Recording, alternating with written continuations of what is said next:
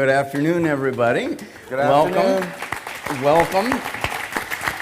I'm Rich Lyons, Dean here at Berkeley Haas, and this is the last of our Dean Speaker Series for the fall semester. So thanks for coming out, and please continue to come in the spring. We have another terrific lineup, and you can read about that on the website. So I'm pleased to welcome back to our school a good friend, a supporter of Berkeley Haas, also one of our executive fellows here at the business school, Mr. Bizz Stone. His executive fellow role means he shares his time with our community. He's spoken at various events over the years, orientations and so forth. We are very fortunate to have him here with us today. There are so many things that I've had a chance to talk to him about over the years. He has helped me on a number of fronts, and he's really, he's as interesting a person to get to talk to as you read about on the websites. He's really quite a creative thinker. Let me say a few words about his background, much of which some of you will know. He is an entrepreneur, a serial entrepreneur, co-founder of Twitter, a progenitor really of social media, really one of the parents of social media as it is evolving.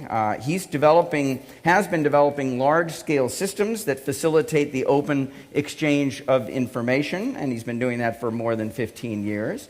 Currently, co-founder and CEO of Jelly Industries, making consumer web and mobile products that, to use his words, are fun first and hopefully useful later. Bizz has been widely recognized for his innovative work, named Entrepreneur of the Decade by Inc. magazine, listed as one of the top 100 most influential people in the world by Time, named Nerd of the Year by GQ magazine. I've been working on that one for a long time.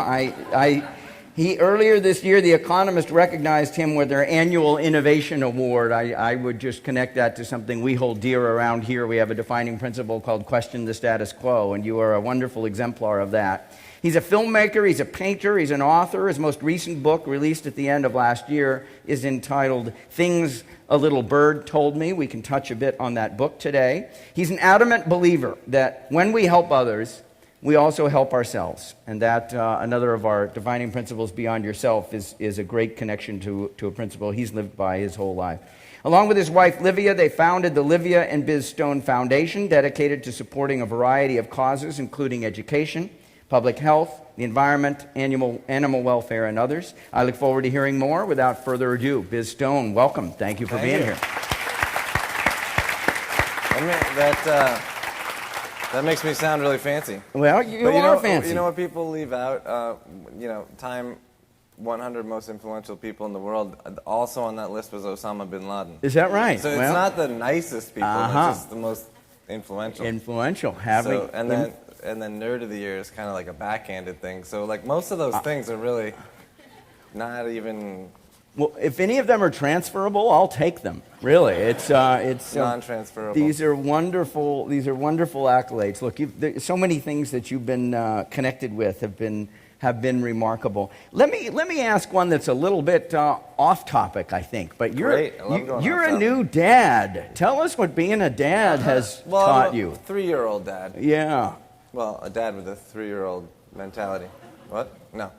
Jake's going to be 3 in November. He looks 6. I don't know why he's so big. But, no, it's great. It's weird. Like, I have this theory that almost everything is transposable to everything else. So, I talk to my CTO about some problem solving, and my mind immediately says, well, wait a minute, that technique would work on my mom's current issue with her house or whatever. And so I can't help but do that with Jake. Somebody was interviewing me recently, and they said that, okay, Bizz Stone, you're really busy and you do all this stuff. So how do you start your day? And I just honestly answered the question as I start my day by playing Legos. And then I thought, you know what? That's actually more people should do that, because playing first thing usually people would read the Wall Street Journal and the markets, email, or somebody died and there was a fire and there's all that, and you start off with like a kind of a bummer, you know, like, oh, there's Ebola and all this stuff. But if you start off playing Legos, then your mind is completely reframed to being creative. The way we play Legos is I say, Jake, bring me 5 Legos, any Legos, and then tell me to make something out of them. I'll make it, no matter what, out of the 5 Legos. So I have to, that's my thing, is I have to make whatever he tells me out of 5 Legos. Terrific. So he gives me like 5 weird Legos and says, make yourself, Daddy. Make yourself. Make yourself. Well. He has, sometimes I joke around, I put on the Boston accent at home, so I got to stop doing that because he's going to end up having an accent. The other day I said, what toy do you want to play, Jake? And he said, I don't know, let's go look at my toy closet, kid. I was like, what? What? Yeah, you're a kid. Anyway. And what you just told me coming in about what he asked you about. Just before I came here, I was thinking, like, I'm not at work today, so I conferenced in with the team, and they had a bunch of questions for me because we're about to launch a new product called Super, and had a bunch of quick questions because we're, like, winding up, and they were asking all these things. And Jake asked me a question this morning, actually, just before I left to drive here. He said, Daddy, I'm going to pretend to be a pelican. Is that okay? And I said, yes, that's okay. And you don't have to ask me permission to pretend to be a pelican. And then he said, okay, I won't. But I just thought it was weird, asking me permission to pretend to be a pelican. Yeah. Well, I think very polite. But it was weird because, I'm thinking, like, I just get everything mixed up, People ask me, can I work from home? Yeah. My son asked me, can I pretend to be a pelican? Yep. And everything just meshes together for me. I even put, I'll stop talking after this, but also people say, like, how do you make a film and then do a startup and then be on the board of 4 different companies, 5 different companies, and da-da-da-da-da-da, and still, like, actually have a life? And it's very simple. I just calendar in, like Legos. Because if you don't put it in there, then someone will take, they'll be like, oh, there's an opening, take. But if you put in there, play with Jake, take Livy out on a date, if you just put it in, then you're committed and no one else can steal your time, That's so great. I do that. I just calendar in. It sounds weird and it sounds like Asperger's-y, but it's the only way you can own your time, And lives get busier and busier. Do you calendar it as creative time, or really just I just say what it is. Yeah. Like, take movies with Livy. Yeah. Play time with Jake. Whatever it is. Got it. Well, I think having people think I have this fancy life. Like, I spent all day Saturday at the Greyhound bus station in San Francisco, picking up 5 boxes from England that contained a chicken coop that my wife was going to put together. That's and people are, and I'm always like, is Jack Dorsey doing this? I don't think he is. He's like with Bloomberg having champagne, and I'm like sweating my balls off in a U-Haul van. But you do have fun, I know that. So talk a little bit about fun. You were connecting with that in that earlier comment. I mean, whether it's a work environment, the idea that we can do valuable stuff and have fun too. Where does that come from? Well, I realized recently, this is maybe something I can put in the next book, Things a Little Bird Told Me, Volume 2. I realized, I have a lot of these things, unless you're emotionally engaged in something, it's likely not to succeed. It's not guaranteed to succeed, but it's, you really got to be emotionally invested in it. But we did jelly, and it just didn't, I want 100 million happy customers, if jelly is a grand success if you're a couple of guys in a garage. Fantastic. 300 downloads a day, tens of thousands of happy users loving it. That's great. That's great if you're just a couple of guys. But I want, in order to affect big change, I need lots and lots of people. Yeah. So, and I realized something hugely important, because I just went back to my roots, and I realized, wait a minute, if something's fun, then people will use it. And if a lot of people use it, then it becomes important. So you start out with a toy that everyone berates you for making, and it's useless and stupid, and why did you make this yet another stupid, useless thing? And then everyone says, well, what's so stupid about it? Let me check it out. Let me download it. And then suddenly a lot of people are on it. Snapchat, Twitter, Twitter, the same story I was yeah. going to say, right? You know what? It's easy to look back and say, like, oh yeah, well, we knew. We decided we would make the Bloomberg terminal for the world and affect change in all regions. No, that's not what we were doing. We were bored and we didn't like audio, so we goofed around and we were giggling at work. It was when I laughed out loud at my own project. I remember distinctly what the moment and what was happening, and I had like this sort of out-of-body experience, and I realized I was laughing because of something I was building, and that's when I realized I'm doing the right thing. And so we switched from Jelly recently to Super, and we're laughing, and I'm like, you guys, did you hear that? Yeah. We're doing the right thing. It's great. And that relates to emotional investment too, because if you're laughing at work, then you're doing the right thing.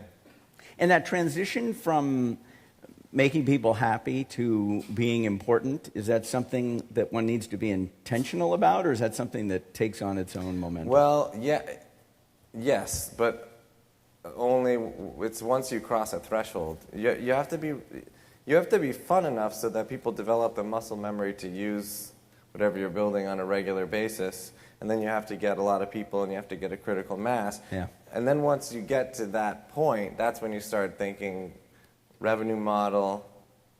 A step back from revenue model is really just value, and value isn't always money. It's just it's looking for patterns, and it's saying, are people getting value out of this, even without paying us and just using it for free? And hopefully you're providing some sort of value, and then what you do is you double down on that value, and the value they're getting is what you turn into your revenue model. So, with Twitter, we saw brands getting on Twitter, at first stumbling, but then ultimately finding value in it, and then we said, okay, great, let's enhance the value by, letting them pay to get their tweets seen by more people. It's not rocket science. It's pretty obvious. Yeah, and it went to scale quickly, right? I mean, I think. Yeah, we always knew we weren't going to do banner ads or anything like that, and we wanted to do something native, and so the Twitter advertising is fantastic because the ads are just tweets, and they're good tweets because we have a system that measures the. How do I sum this up? Basically, everyone gets a score, and say Starbucks is tweeting, they have an average score. If the tweet that they decide to promote is below their normal average score, we just dump the ad, because they don't want it running if it's not cool. Yeah. People don't want to see it if it's not great. Yeah. So they're happy to have us just eject it. So you're providing the filter. Your ad sucks. Interesting. You should do a better tweet. Interesting. But not that they. They have the analytics I'm not saying themselves. Starbucks does bad tweets. But you know what I mean. I'm using them as an example. Sure. But couldn't they do those analytics themselves, or is that just a service you're providing them that? That part's automated. If it dips below a certain thing, it just gets dumped and they get a note. Got it. But we have a full suite of tons of analytics that for advertisers, and they can watch it in it's real-time analytics. Yeah. And they can see everything. And then we also have people who tell them like all kinds of stuff. Like if you tweet at this time with a picture and yada yada. There's like a science. It's almost like SEO for tweets. Yeah. I don't know anything about it, but it's a thing. It is. Yeah. Can I talk a little bit about your book? So there's some of the themes in your book. People, we're going to come out with a paperback version. We're going to make it a lot more colorful and fun, because people don't realize that my book is funny and fun, and it's lessons learned, but the stories are really funny and fun, and they think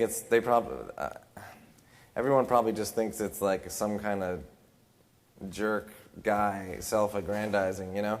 Like, whenever I give lectures at places, people come up to me afterwards and they're like, I was surprised at how normal and nice you are. And I'm like, so the flip side of that is you all assumed I was some kind of D-bag, you know? Like, you all were making the assumption that I was a jerk. And then you changed your mind. Why can't you assume that I'm nice? Like, what's wrong with that? But why do they make that assumption? Because they do. I don't know. Not about you, but about people who've done all that you have done. It might be because I used to call myself Bizz Stone genius, but it was a joke because I'm clearly not a genius. And it was based off an old Bugs Bunny cartoon. And maybe they thought that I thought of myself very highly. But it could also be that people that have achieved absolutely remarkable things, some people think that, boy, you absolutely have to be a hard ass to be able to have achieved that, or... A lot of people do once they become... First of all, the idea of the sole genius founder of something is a myth. There's no such thing. It's all the people, the first 30 to 100 people of a successful company, they're the founding team. Mm-hmm. And anyone who joined Google early on, or anyone who joined Twitter early on, they're entrepreneurial. There's entrepreneurial, there's entrepreneur, and they took the same amount of risk. Yeah. Anyone who joins me at Jelly Industries, you know, if they quit Facebook and come work for me, that they're giving up a lot. That's risky. That's entrepreneurial. Yeah. They might not be the founder on paper, but you know, if they took they're taking as much of a risk as I am. And I forgot what was the question. Well, yeah. Really why do people why the become knee-jerk insufferable reaction jackasses? is Yeah.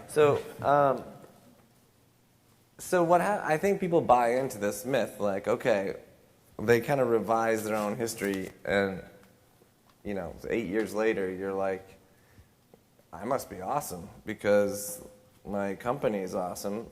So, I mean, I saw this happen when I worked at Google. You know, the ergonomics lady was working there, you know, and then like 4 years later, she's like, well, Google's really successful, so I must be a genius at ergonomics or whatever, you know. And I even saw like people who were like, you know, they did whatever at Google because they couldn't get a job at eBay, and then because of that, they had this pedigree, and they could just go into VC and say like, you know, here's my PDF, and VCs would be like, here's $5 million, you know. And it's just not fair because I had other friends who were working their tails off, and you know, they didn't have that pedigree, and it's not fair. It's kind of like before Moneyball. It's kind of like you know, he looks like a baseball guy. He's got a goatee. He's handsome. He looks good. Hire him. He looks baseball-y. It's like, you know, if you walk in, like, you know, they look appropriately nerdy. Give them money. And they came from Google. It's good, so it looks good. Looks right. It feels right. But they don't look at the real stuff, you know? Yeah. Anyway, so I think people buy into the myth, then they think they're awesome, and then once they think they're awesome, they start reading the articles about how they're awesome, and then they start doing stuff like, do you realize who you're talking to? You know, that sort of thing. Yeah. But that never happened to me because I grew up on welfare. I was in debt until about 3 years ago, and so like I wake up. I remember like it was 2 days ago at the Coinstar when Elephant Pharmacy was still in Berkeley, how happy we were that our coffee can full of coins was approaching $100. We were like, oh, score! We're gonna get not just grocery, but we can buy beer too. Yeah, this is crazy. Oh my God! And now I wake up and I'm like, oh my God, I'm rich. This is awesome. Every morning, pretty much, I wake up and I'm like, I have dreams that I'm trying to like get first and last for an apartment in New York, and I'm like, oh God, I can see if I can borrow money from this guy. all this other stuff, and then I wake up and I'm like, wait a minute. Wait a minute. How about not linear thinking? So in your book, you talk about sort of linear thinking and how people sometimes get trapped. What does that mean? Tell a story, perhaps. Yeah. I think I likened it to like fossil fuels. You know, like you're just in a rut. You know, and there's so many other cool things. I think there's many keys to creativity, but one of the keys to creativity is nonlinear thinking. You know, being able to just jump from one thing to another randomly and weirdly, and it seems to make no sense. And I think the best way to be able to do that is to gather a lot of experiences from a very diverse group of people in different fields. Yeah. You know, you go talk to a neurologist, you go talk to a epidemiologist, you go talk to a bug guy, you just talk to as many different people. You go to weird places. You go to Saudi Arabia and Qatar and Japan, and you go to all these Brazil and it all kind of just soaks in without you thinking, and then when you're in a brainstorming session, you're able to just make these weird leaps. Just like, whoa, where'd that come from? And you're like, well, I remembered something the Compartmentos Bancos guys in Mexico City told me about the way they run their business, and it just popped into my head. And so what we could do is we could do it like that. How about that? And you get this. Yeah. So there used to be a game I played as a kid called Mind Trap, and there were some math things and stuff on there. But one of the types of questions you got were like, "There's a midget dead in a desert. What happened?" And you had to just spin a story. There was an exact reason why it happened. It was written on the back of the card. Yeah. It was exactly how it happened. Yeah. And you were only allowed to ask questions that would have yes or no. Yeah. So you had to say and you had to ask just like crazy questions in order to narrow it down. You know. Yeah. And I loved those. It was so much fun. You know. And like. So you had an instinct. By the way, the reason why there was a dead midget in the desert was because there was two guys on a hot air balloon, and they were approaching a mountain, and it was a naked dead midget, and they were approaching a mountain, and they had already let everything out, and they were still going to hit the mountain, so they drew straws to see who had jump out of the balloon. And the midget did. And the fact that it was a midget had nothing to do with it. They threw it in to kind of mess with you. Yeah, because otherwise you'd just leap to the answer, right? Right. Yeah. No, it's obvious. But, that game's fun because they would give you, like, extra information that had no bearing and just kind of throw you off. Anyway. But it's sounding like this is kind of a muscle, huh? That do you feel like people can develop that, stay open to it, this making connections from disparate sources and so forth? Yeah, just don't get locked in. You know, you just, like, I always say leave space for the unknown and play and all that kind of stuff, because the second you think you got it all buttoned up and you know it all, that's like when you close down. That's a lockdown. It's lockdown. It's like locking down your... It's locking down creativity. It's locking down some crazy, cool breakthrough ideas that you might have. You should always leave a seat for Elijah at the table. Just leave space for the unknown and the playfulness and all that jazz. It's funny how people just don't do that. You know, like my mom used to always tell me, don't. You'll never get a house if you keep buying Starbucks coffee because it's so expensive. And she was like, use coupons. You got I even though we grew up on welfare and I had no money and all this shit, and I was like $75,000 in debt, I refused to use coupons and I went to Starbucks because I felt like it was giving up. You know what I mean? Like I'm stopping here. You know, I was like, I'm going to just pretend like have tons of money. And my future self will get me out of this bind. And I love that guy. He totally did. I used to, my thing was always whenever we like drank wine, I always said, "Here's to our future selves." Yeah. Because I was like $75K in debt, and I was like, I hope he helps me out. Well, earlier you said people often revise their own histories. It sounds like they revise their own futures. Huh? Is that kind of visioning, though? I mean, it's funny. What I always did. I mean, speaking of visioning. Visioning, is that a word? Things that I want, I often just sort of visualize them. Like, I was hired, Google acquired Blogger, and then I was hired by Google to come work on Blogger. It was a miracle that I got hired, and it's a whole story. I mean, it's long, so I won't tell it, but it's pretty funny. Anyway. But for about a year before that, every time I would go on a run, I would just pick something to visualize. And what I visualized was me sitting in the room with the Blogger guys, just at a computer. I didn't know what I was doing. I visualized myself just in the same room with them. And then, like a year later, I was there, and I was like, oh, this is what I was visualizing. It happened. And I think because I think once you put something in the back of your brain like that, your subconscious kind of steers you towards it without you even really thinking about it. Psychological Sometimes permission. the subconscious is better than the actual conscious.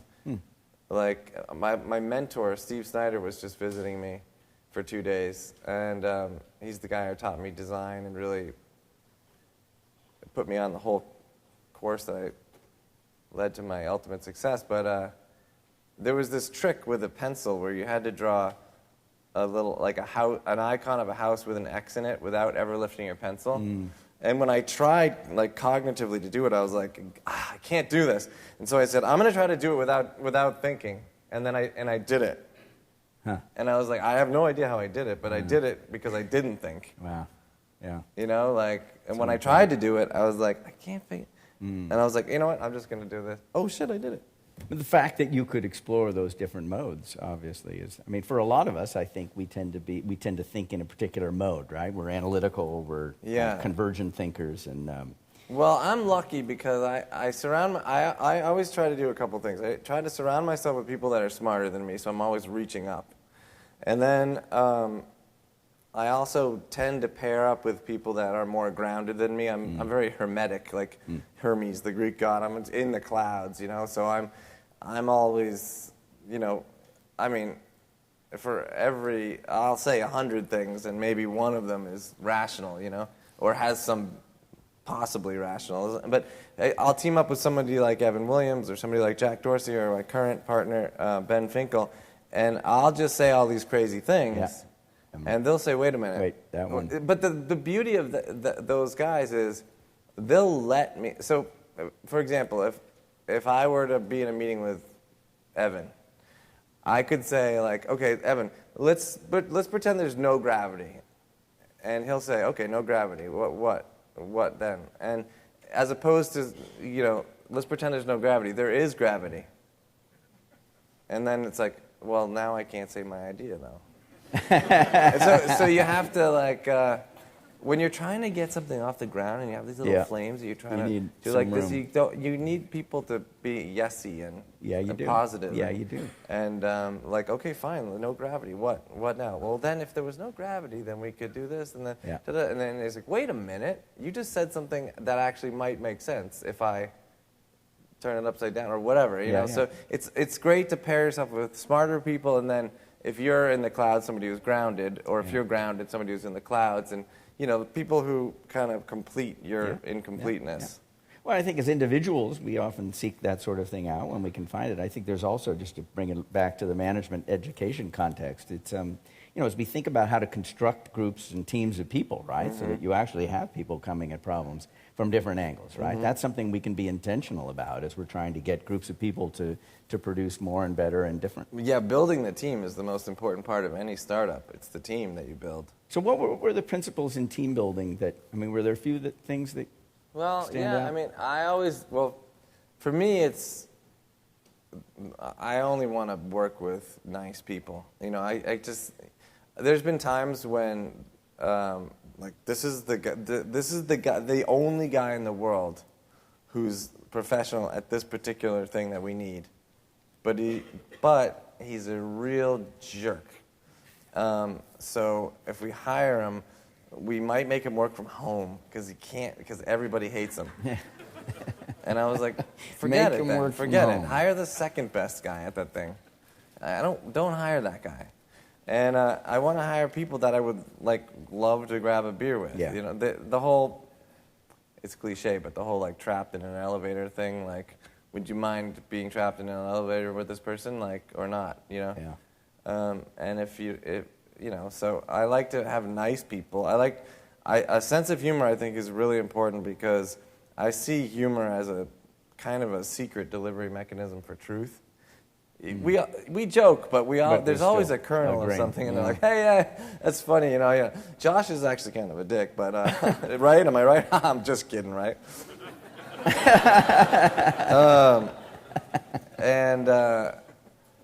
So humor is really important, especially in a startup when things aren't going right. Yeah.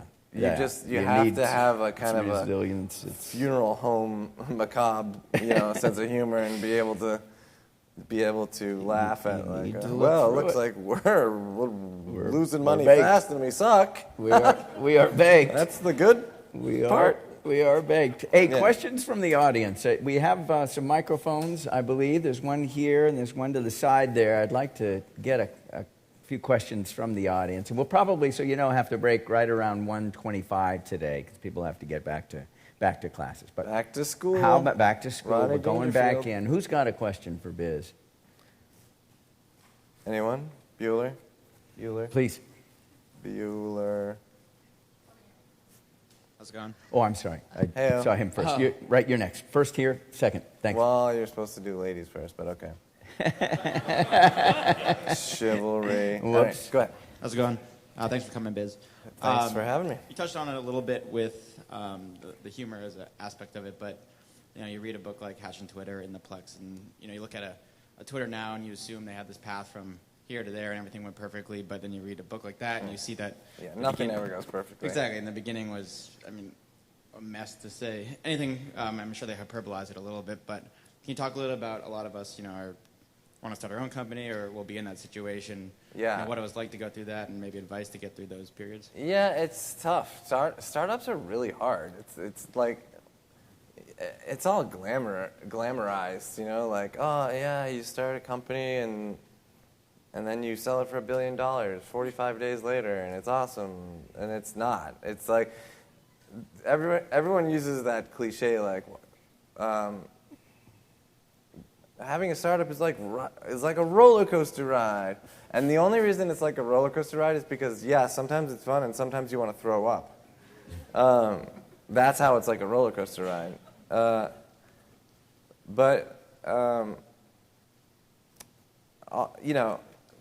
Twitter was very. What I like to say about Twitter is that it kind of took on a life of its own. The product, the people, the way people were using it, we looked for patterns, we made features out of those patterns. It kind of just took on a life of its own beyond our own, abilities. And so what I like to think, the way I like to think about it is that Twitter needed who it needed when it needed them. So at first it needed me and Jack working together as a team, and then it needed Evan, and then it needed Dick, and it just kind of needed who it needed. And of course, none of those guys wanted to not be the CEO anymore. But and of course, the problem with boards and venture capital guys is that their only tool, if they think things are going wrong, is to fire the CEO. They're not going to come in and make your product better. That's the only thing they have, fire the CEO. Which is why when I started my new company, I made them sign a thing that said, only Bizz can fire Bizz. And I was like, if you want to invest, that's what you got to sign that. Wow. Sorry. I've seen this TV show before. So yeah, it's rocky and it's tough. But if you surround yourself with people that you like, and if you're friends with them, you always have to have somebody who has your back, you know? Like, I always thought of myself at Twitter as an Oscar-winning supporting actor.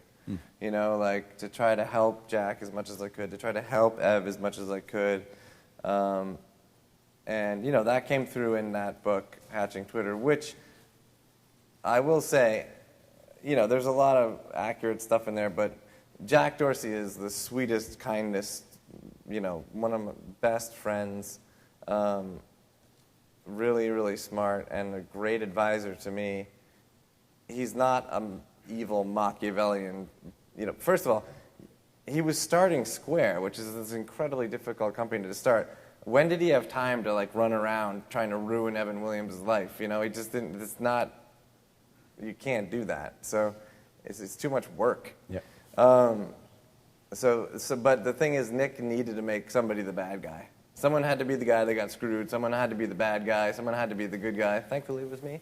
And anyway, so yeah, it kind of sucks most of the time.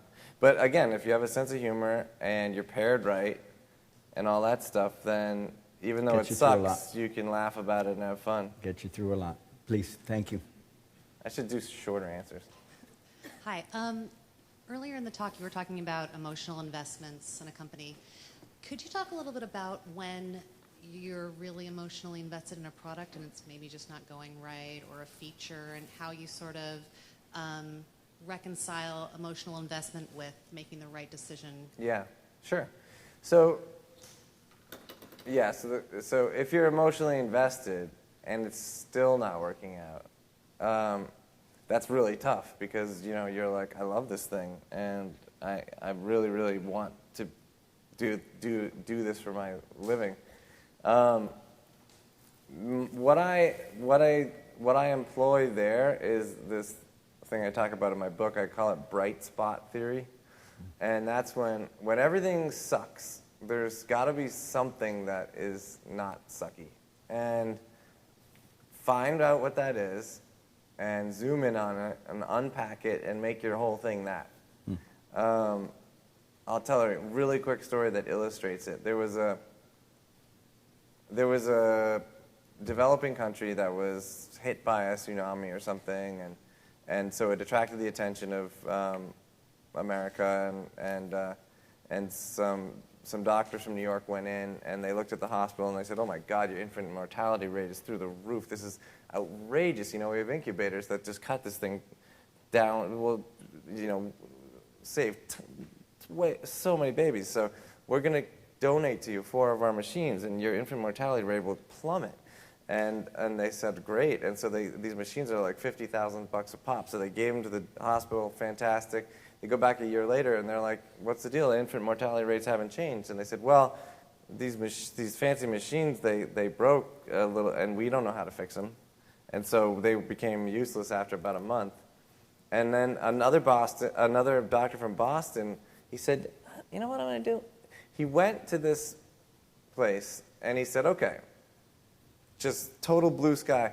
What does work? Not even in the hospital. Just what works anywhere in this place? And he looked at it with fresh eyes, and he said, geez, there's a lot of Toyotas. There's a lot of older Toyotas still running because the roads are bad. And so everybody had Toyota trucks. And he said, so they're good at fixing Toyotas. So he went back, hired a design firm, and built an incubator out of Toyota parts. A headlight was the warmer, some fan for something was the fan, and and he said, here's some incubators. If they break, take them to the Toyota guy. And that was like such a great, it's a great story, because he went in there and he found the bright spot. It's a great example. And he, he used it. And so, that's what we did recently when we switched from jelly to super. Super really is just the bright spot of jelly. Well, that's great. And also you mentioned the idea with Twitter of looking for patterns and then making features out of them as you found them, right? Yep. It's sort of like that was just a market-led there's process. that old story, I forget where, I forget what it is, but it's in my book. It's about the, anyway, it was a university or a college that didn't pave the paths. The switch. And what they did was they just waited to see where everybody Where people walked. and then they paved them. Because you see all around campus where people really walk. Yeah. They call them witch paths Witch or whatever. paths, that's right. And so this architect said, you know what, let's just see where people really walk, and then we'll pave it, and it'll be the perfect paths, instead of just guessing. Yeah. Or, whatever. I say that to say that that's kind of the way we developed Twitter. Yeah. What are people trying to do here? Yeah. Well, I think, when people think about kind of a customer-led new product development process, they often have that kind of user-led input in mind, but it's hard to get it right. Most people don't get to just see it. That's right. They have to send out mailers and call. That's right. And It's hard we to just observe. get to look back and just look at and that. see the There's stream the and be data. like, they're trying to They're retweet. doing this. They're trying to reply. They're trying to tag their posts. So we can just look at it. It was perfect. Uniquely. Please. Okay. I'm curious as to when you decided that you wanted to be an entrepreneur, and what was your path to becoming an entrepreneur? Sure. When I was Jake's age, I said I was an inventor. My grandfather, who died before I was born, actually built telephones for Bell Telephone, and he left all his gears and bells and wires and everything down in the basement in this giant apothecary chest. And I would tell my mom that I was going downstairs to invent things, and I would just hook things up. I wasn't making anything. So I always wanted to be an inventor, but then what happened was I became an artist because I showed promise as an artist, and I got a scholarship for excellence in the arts, and then I got a job. This is a whole funny story that's in the book, but I won't tell it now because we don't have time.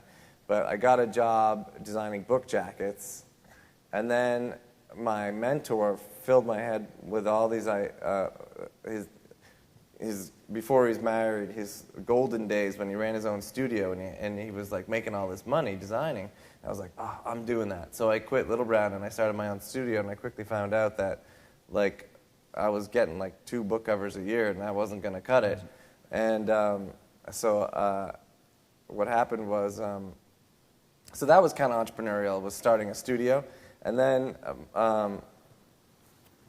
somebody came to me and they said, we have a $5,000 budget. And I was like, that sounds good. For what? And they said, do you build websites? And I said, yes. Yes, I do. Yeah. I'm a website builder. And then I had to figure out how to do that. But it was the 90s, and I just did a really, really bad job, but it was good enough for them, because at that time, everyone just had to have some kind of website for their company. Yeah, it was sort of, and I was like, this is awesome. I'm cleaning up over here. And then since I started into web design, my friends who did graduate college went into consulting and hated it, and then wanted to start a web company. That's how vague we were back in the 90s. They were like, you're doing web stuff. Let's start a web company. And we started Xanga.com, Xanga.com. By the way, never name your company that you have to then spell it for somebody. That's ridiculous. It's like somebody recently said, or I read somewhere, UI is like a joke. If you have to explain it, it isn't very good. Anyway, so that's my path. I started a design studio. I taught myself web design, and then my friends wanted to start a company, so we started an early social network, and then I became sort of a technologist, and then that experience got me to Google, and then I realized that I really went to Google because I wanted to work with Evan Williams, and so when he left, I followed him, and then Odeo didn't work out, so we then just started Twitter, and it was just, I always wanted to do things my way. I realized when I wrote the back, I did a lot of introspection, and I produced my own play in high school. I started my own lacrosse team in high school, and I did things, and I still think about that because these lessons are in the book. Like, the reason I started a lacrosse team was because I wanted to be on a sports team, but I'd never played sports as a kid because I was in this weird thing called Boy Rangers. It's not Boy Scouts. It was, I won't go into it.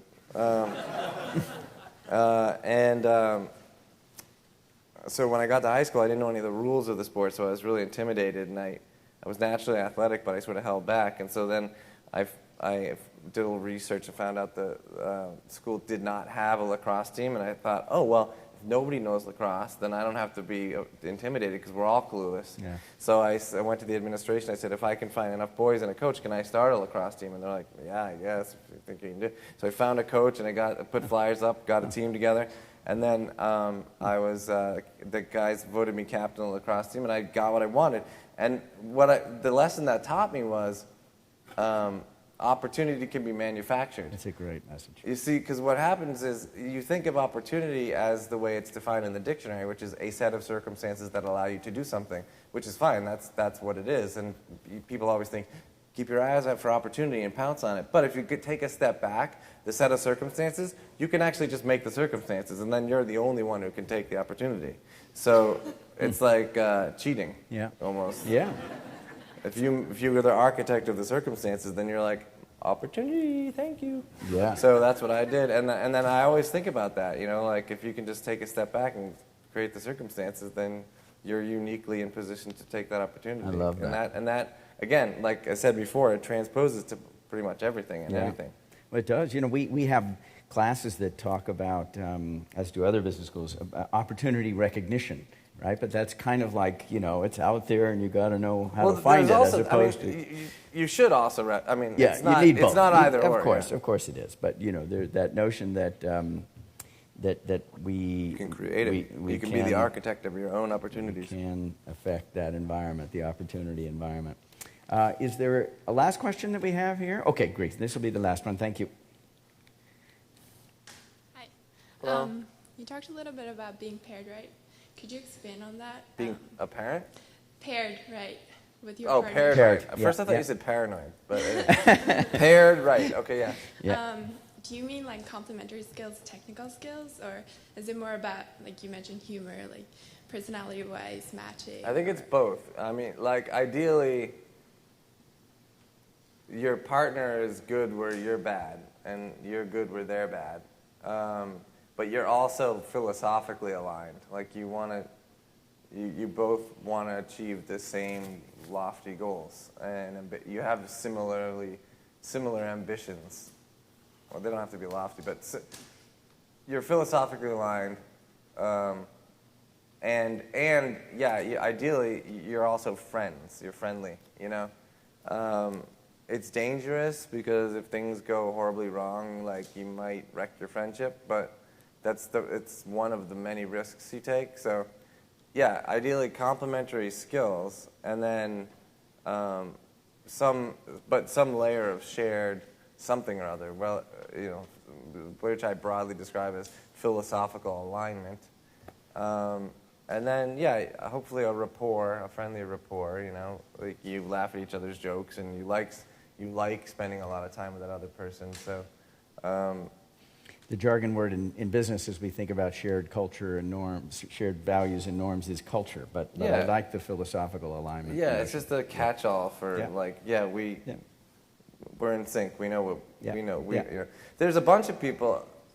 I have a bunch of potential people that I could start companies with, and what I do with those people is I go on regular walk and talks with them. Ben Finkel was one of them, and we just schedule these walk and talks where we might just joke around the whole time. chemistry was there. Or we might say wait a minute, I just had a crazy idea.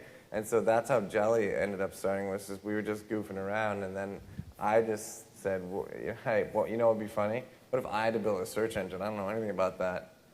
Oh, wait a minute, what if I did have to do that? How would I do it? And then one thing led to another, and we decided to start a company. So That's great. You never know.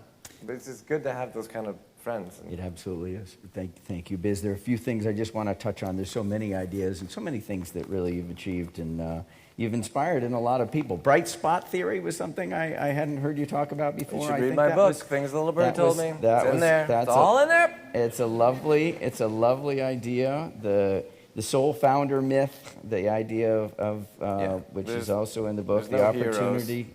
can be manufactured. Many great elements. Biz, thank you for being with us here today. Thank you, guys. Thanks.